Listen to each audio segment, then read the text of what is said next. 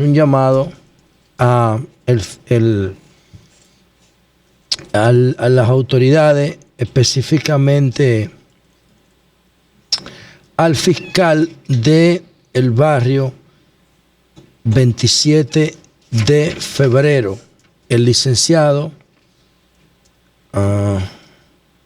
aquí lo tengo, pero la comunicación está dirigida en sentido general al Procurador General de la República con copia a Gerinaldo Contreras, que es el fiscal que está tomando este caso que quiero comentarle a continuación. Resulta que hay un joven que se llama Elín Dilberto Cuevas Montero. Yo lo conozco muy bien porque en el año 2008 y en el 2012 él formó parte de un call center, de un contact center que nosotros coordinábamos para el PLD. De modo que lo conozco perfectamente y sé lo que estoy hablando. Es un dirigente del PLD, pero además es presidente de la Junta de Vecinos, los 1 del sector 27 de febrero y vocero del programa Vivir Tranquilo del Ministerio de Interior y Policía. También Elín, mi amigo Elín, mi compañero, es secretario de Educación de la Red de Organizaciones Comunitarias del barrio 27 de febrero. ¿Qué sucede? Que en ese contexto, en ese rol social que él lleva a cabo, él denunció las operaciones de una banda delincuencial en la zona del 27 de febrero que se dedica a asaltar viviendas, establecimientos. De hecho, creo que ahora una parte de esa banda fue sometida a la justicia por unos hechos delincuenciales en el sector Don Bosco, pero además tenían unas actividades de microtráfico en el entorno de su barrio y él la denunció. Entonces, como se dieron cuenta que fue el que la denunció, esa banda le dijo a la fiscalía que él le compraba las cosas que ellos se robaban. O sea, la banda. Para meterlo a él en un lío. En el paquete. Entonces el Ministerio Público y la policía, que trabajan de manera truculenta, de oído, que no investigan nada, que funcionan a lo loco, porque el PLD les permite que funcionen a lo loco.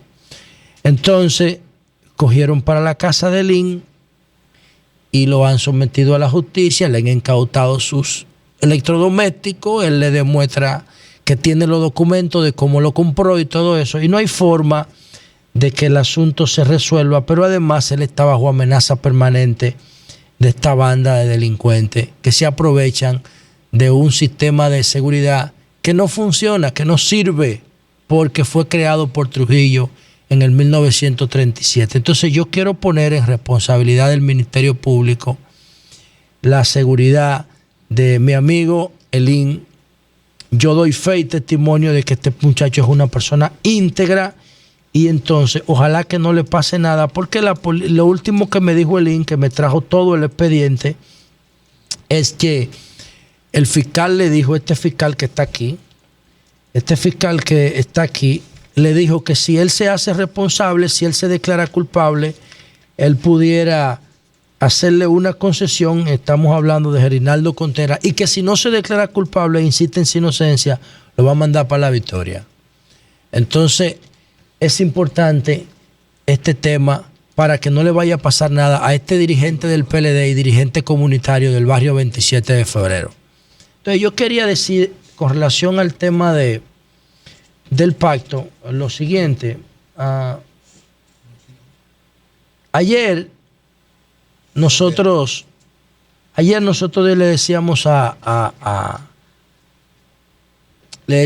Felucho Jiménez que nos explicara desde el punto de vista histórico, porque en realidad todo el mundo sabe que el PLD nació como una negación del PRD. Bueno, y Felucho dio muchas explicaciones, algunas contradictorias, pero es su opinión, y bueno, uno se aceptó sus argumentos, pero en realidad nosotros sabemos todos que hay un riesgo implícito en esa alianza, y que Danilo y Miguel y el PLD tienen que esforzarse mucho en que esa alianza sea para bien. Tienen que hacer un esfuerzo extraordinario, y que eso no solamente no sea una repartidera de cargo público. y una repartidera de cargo público, entonces lo que pudiera es convertir la alianza en un argumento electoral. Pero si además de ser solamente un recurso de campaña, pudiera de alguna manera empañar la imagen del presidente Danilo y de su gobierno, entonces ahí sería más peligroso todavía. Y entonces uno dice, bueno, apostar negativamente a algo es no tener la más mínima idea de lo que significa el comportamiento de las instituciones, de las personas en la sociedad. El PRD no es un partido estático, ni lo son los PRDistas. El PRD es una entidad dinámica, de modo que independientemente de que cuando Juan Bosch hizo la sentencia, porque Juan Bosch hizo una sentencia, me voy porque el PRD está agotado históricamente. Y por eso tengo que crear un partido que niegue al PRD. Ese es el PLD, es una negación del PRD en términos de organización, en términos ideológicos. Entonces por eso es que cuando el Peña desaparece, bueno, el PRD se reduce, señores, lamentablemente a un 5%. Cuando el Partido Reformista, cuando Balaguer desaparece, el Partido Reformista se reduce a un 2%. Entonces, cuando Juan Bosch desaparece, el PLD crece. Es una cosa impresionante. Muchos dirán, sí, creció porque Juan Bosch se fue. Bueno, sí, pero Juan Bosch le dejó un método de trabajo, un método de organización. Nadie se atreve a cuestionar el padrón del PLD. Nadie se atreve a cuestionarlo. Juan Bosch le dejó un método de trabajo en organización que no ha podido ser viciado. Nadie se atreve a cuestionar, por ejemplo, el nivel de autoridad política que mantiene el comité político del PLD. Porque Juan Bosch le dejó un método de dirección política. El comité central no ha podido convertirse en un grupo inmanejable porque Juan Bosch le dejó un método de dirección a ese comité central. Hay muchas cosas que han cambiado, como el tema de la educación, que eso se abandonó en el año 2000, y el compromiso con una agenda estratégica de la sociedad. Pero la esencia del bochismo en materia de organización y de dirección política todavía se mantiene en el PLD, y eso le ha dado alguna sostenibilidad en el tiempo. Entonces, yo creo que este pacto es, como decía Julio esta mañana, un gran pacto electoral, quizás el pacto más importante porque ya no quedan más actores políticos. Pero hay que hacer un esfuerzo para que valga la pena esto, para que valga la pena decirle a Juan Bosch que el PRD no estaba agotado históricamente y que nuevos líderes en el PRD pueden generar nuevas expresiones políticas, y a eso es a lo que apostamos. Que no sea una simple repartidera de cargos y que sea lo que decía Miguel Vargas ayer. Vamos a esperar qué dice el tiempo. Con relación a cómo queda configurado el escenario electoral ahora, hay que resaltar el pensamiento estratégico de Danilo Medina, sin duda, porque hace un año, en septiembre del año pasado, es más, incluso en septiembre cuando se celebró la convención del PRM hace unos meses, nadie pensaba que el escenario electoral se iba a configurar de la manera como lo está hoy. Yo estoy convencido de que Danilo cambió su posición en algún tramo del proceso por alguna razón que o él se la dirá a alguien o no la dirá nunca, pero yo estoy convencido que en un momento dado Danilo no iba y decidió ir. Decidió apostar a continuar, y entonces ahí empezó a moverse de una manera estratégica. En principio, ¿qué estaba haciendo el PRM? El PRM estaba apostando a que Leonel Fernández fuera el candidato del PLD, y en función de eso nunca atacaba a Danilo. Y como Danilo estaba corriendo solo, bueno, pues Danilo se metió en un 68%. Sin ningún tipo de oposición, porque su partido no le iba a hacer oposición. Y el PRM tampoco, inclusive el PRM estaba apostando a que si Leonel era el candidato, una franja del gobierno lo apoyara incluso económicamente, para ello ganarle a Leonel. De repente, el candidato es Danilo, y ya el PRM no tiene tiempo para atacarlo porque Danilo se ha encampanado muchísimo. Pero además el PRM fue muy bien tratado por el gobierno en principio, sobre todo los cuadros de Hipólito Mejía.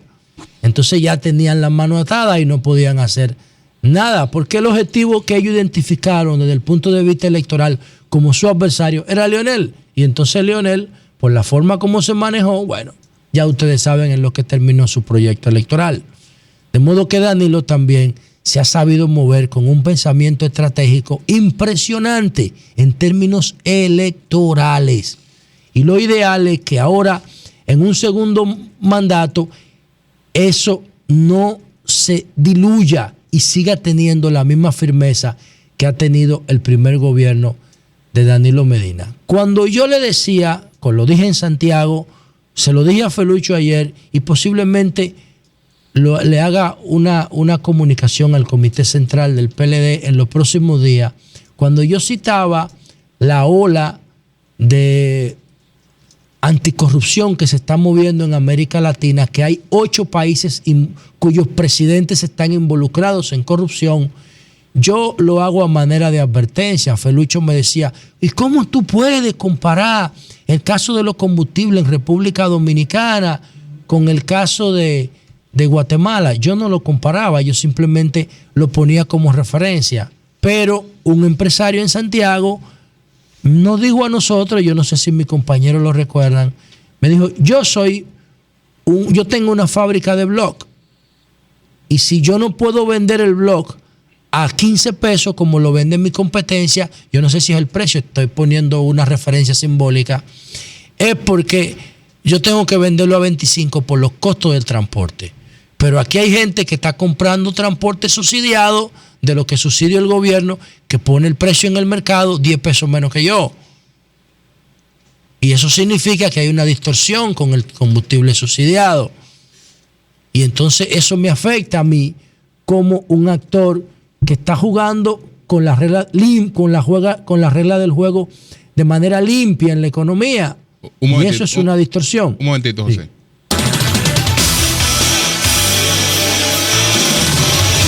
El sol de la mañana. Tropigas te da la hora. 8:30 de la mañana. Tropigas, el gas de los dominicanos. Continuamos. Entonces, ahora, como Danilo va a tener menos oposición, porque ya tiene el PRD, tiene el PLD, y el Partido Reformista no lo tiene, pero no tiene la cabeza, porque el 90% de los reformistas son empleados públicos. O son empleados públicos, los herederos de Balaguer, o son contratistas del gobierno, son todos ya PLDistas de alguna manera están vinculados en el gobierno o hacen negocios con el gobierno. De modo que si Kiki Antún forza mucho, se queda solo. No puede forzar mucho porque lo dejan solo, porque todos los reformistas están vinculados al gobierno del PLD. Entonces, ahí es que me preocupa que el PLD baje la guardia. Y si baja la guardia, entonces le puedan ensuciar el gobierno de Danilo. Y yo considero que Danilo ya no debe seguir buscando más alianzas, porque cada alianza le amarra más las manos para poder fiscalizar. Ya está bueno. Como dice Alfred Marshall, el genio de la economía moderna, ya el jugo está dulce. No le podemos seguir echando azúcar porque dañamos el jugo. Entonces, en ese sentido, tiene que venir una fiscalización para prevenir la corrupción. Es lo que a mí más me preocupa del próximo gobierno del presidente Danilo. Que la alianza política sea tan grande que entonces perdamos la fiscalización, que de hecho hay muy poca fiscalización gubernamental para prevenir la corrupción. Y yo creo que el mismo PLD va a tener que diseñar mecanismos para prevenir la corrupción. Para mí, después de esta alianza de ayer, el escenario electoral queda one side en favor de Danilo Medina y del PLD, pero me preocupa eso, que toda esa gente vaya al gobierno ahora y de alguna manera empiecen a brotar expresiones de corrupción que hasta ahora las que han brotado han sido manejadas en bajo perfil, pero yo no sé hasta dónde eso siga siendo así. Son las 8:32, Eury. Nos vamos a una pausa, pero mira a Yolanda ahí. Ajá, Yolanda. Mira a Yolanda ahí, que tú pusiste a los muchachos antes de ella venir Yolanda, a reírse de un chiste, algo delante de ella, a ver si ayer me llegó. Sí. A ver. Oye, entonces ayer me dicen, ustedes saben que Pablo Milanés se va a presentar el día 9 en el anfiteatro. Pablo vino aquí a hacer. No, en el Norizan J, el día 9 de octubre. Se va a presentar. Pero entonces mandó a decir que suspendía la presentación. ¿Y por qué? Porque no le van a dejar Hoy cantar voy a Yolanda. cantar Yolanda. No, ¡Cambio fuera!